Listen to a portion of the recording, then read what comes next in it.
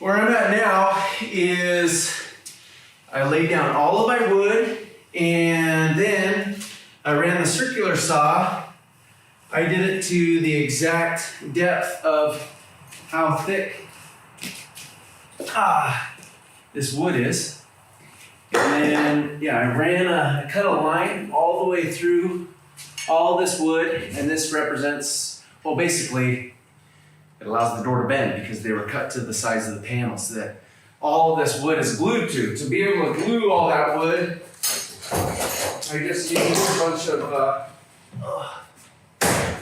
looks like liquid nail, subfloor adhesive. Maybe after this video I'll get a lifetime supply of liquid nail. But it's on there and the glue's all dried, it's really good. When I am all done with this, I might run a little small air nailer and then nail in some places. I just don't want this wood coming off the aluminum panels, but I don't think that's gonna be a problem. So all of this is fastened on. What I'm gonna do now is I don't want these vinyl windows showing because that looks tacky. I still want it to look old, even though I'm cheating a little bit.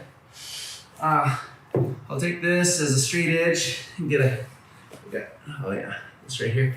Take my little pencil here and see how deep that is. I'll make a little line there. Because what I need to do is I need to have a board that comes up here, glues to here, and then I'm probably gonna have a little fascia board go over it so it'll look nice and pretty. So that little line shows me how deep I need to make it. Then I need to see how, Dale, stop. Lay down. Now I need to see how deep I want to make a little ledge, basically a piece of wood that steps down here so it hides all this vinyl, like I said. So I think to do that with a little ledge, I'm just gonna kind of eyeball it and see what I think. It's gonna be to there. And if I did it to there, would be good. I know that I'm making little lines out of pencil, which is unconventional, but it works for me. And this is an unconventional project. So I'll cut the wood like I want to. We'll see how I go about it. All right, keeping these little marks that I made on my pencil organized in my head. Take the table saw and I'll line up my blade to the fence here. Yeah, that'll be good enough. Okay, now I'm going to rip some 2x4s and 2x6s that I had laying around. Safety second, so they say.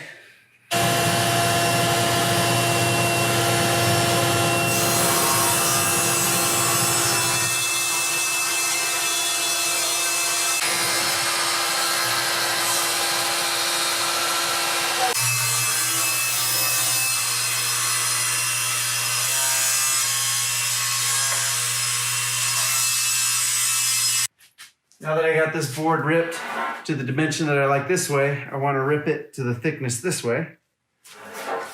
It looks like the marking on my pencil says that it is 1.25 inches. So I'll take this to 1.25 inches. See how close that is. Nope.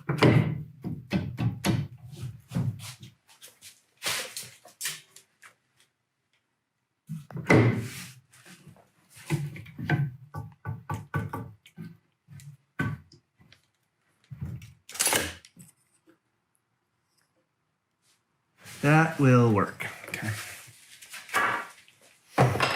This time I've got to raise up my blade here.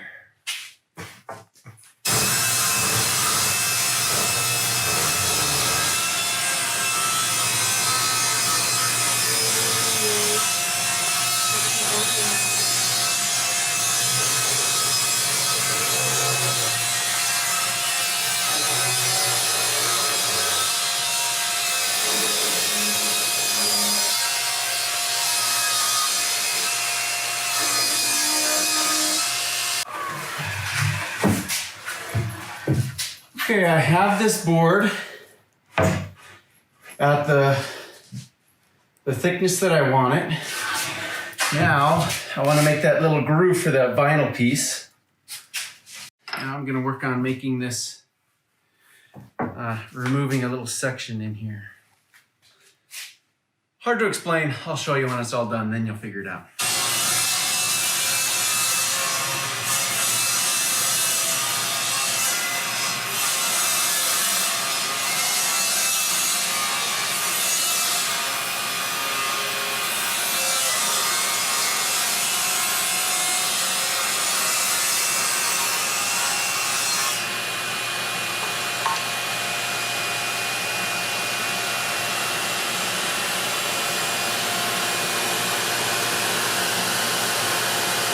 Okay, that's the initial cut.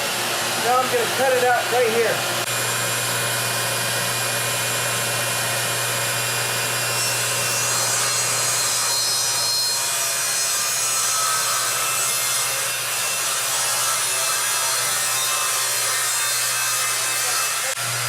You're off by like 1/8 of an inch.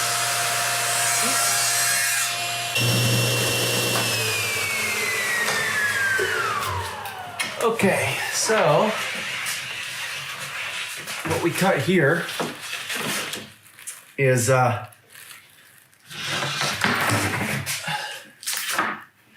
we cut this section out, and so you'll see how I made this cut. This is where that little vinyl edge of the window is going to fit into. Again, you'll see when I get there. But according to my measurements, I need 43 feet of this. So, say 10 feet. I need about 33 feet more of this later, and I'll get back to you.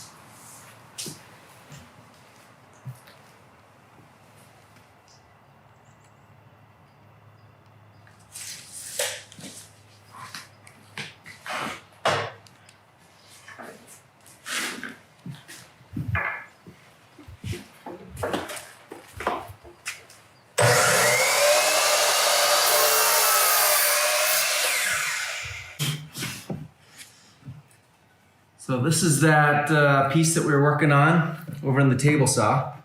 They'll fit in just like so.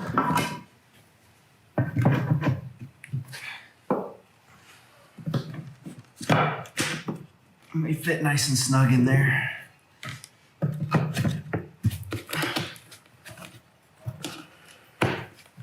Okay. There you go. So that is flush with this. Más o menos.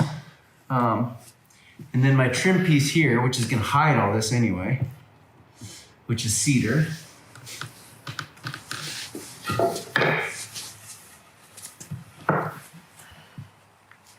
And I'll trim out the windows. These are all going to be, again, glued and nailed.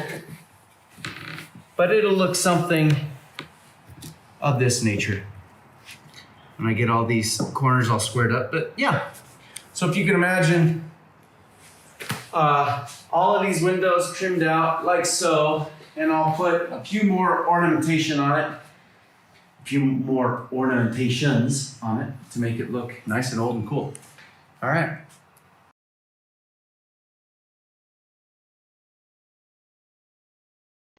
Okay, so all of the wood has been laid down and it's been glued down and finally nailed down with the little finish nailer. And then my little, probably pretty much the last part that I'm gonna do to this is I'm going to router in some little details.